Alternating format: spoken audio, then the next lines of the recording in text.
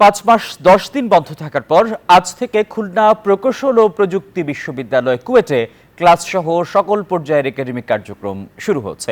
সোমবার কুয়েটের রেজিস্ট্রার প্রকৌশলী মোহাম্মদ আনিসুর রহমান এ তথ্য নিশ্চিত করেন। ছাত্র রাজনীতি বন্ধের দাবি নিয়ে দ্বন্দ্বের জেরে গত 18 ফেব্রুয়ারি কুয়েটে ছাত্রদল নেতাকর্মী ও বহিরাগতদের সঙ্গে সাধারণ শিক্ষার্থীদের সংঘর্ষ হয়। এতে ছাত্র শিক্ষক সহ শতাধিক ব্যক্তি আহত হন। শিক্ষার্থীদের আন্দোলনের মুখে গত 25 এপ্রিল উপাচার্য অধ্যাপক ডক্টর মোহাম্মদ মাসুদকে অব্যাহতি দেয় শিক্ষা মন্ত্রণালয়। শিক্ষক লাঞ্ছনার ঘটনায় জড়িতদের বিচারের দাবিতে গত 4 মে থেকে একাডেমিক কার্যক্রম বর্জন করে শিক্ষক সমিতি।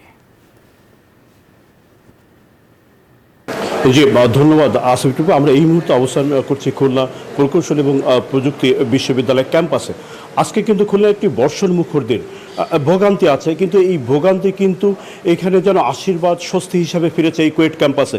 আমরা যখন এসেছি তখন দেখেছি বিভিন্ন ডিপার্টমেন্টে কিন্তু শিক্ষার্থীরা প্রাণ যেন ফিরে পেরেছে। তারা কিন্তু উৎসব মুখর পরিবেশে এই ক্যাম্পাসে ফিরেছে এবং তারা কিন্তু ক্লাস শুরু করেছেন। আমরা যদি কিনা একটা ক্লাসের একটু সার্বিক অবস্থা আপনাদেরকে দেখাই, যে এই ক্লাসে ইলেকট্রিক্যাল অ্যান্ড ইঞ্জিনিয়ারিং ডিপার্টমেন্টের এখানে কিন্তু শিক্ষক শিক্ষার্থীদের প্রাণবন্ত উপস্থিতি আছে।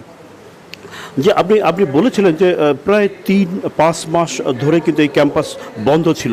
এরপর কিন্তু এখানে নতুন ডক্টর মাকসুদ হেলালিকে যখন ভিসি নিয়োগ দেয়, তিনি কিন্তু শিক্ষক সমিতি, বিভিন্ন অনুষদের ডিন, বিভাগীয় প্রধান, শিক্ষার্থী, স্থানীয় আইনশৃঙ্খলা বাহিনী সহ এলাকাবাসীর সাথে কথা বলেছেন এবং কথা বলার পরেই কিন্তু নতুনভাবে এই ক্লাস শুরু করার ব্যাপারে কিন্তু তিনি সিদ্ধান্ত জানিয়েছেন।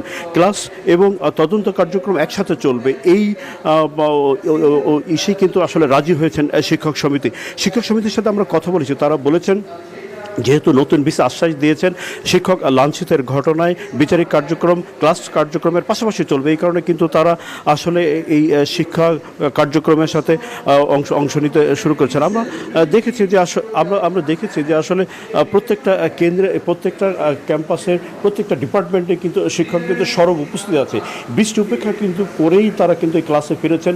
শিক্ষকরাও ক্লাস নিচ্ছেন। প্রত্যেকে আসলে ভুক্তভোগী ছিলেন এই দীর্ঘ প্রায় 5 মাস ধরে। তো এই ছিল কুয়েট ক্যাম্পাস থেকে সর্বশেষ।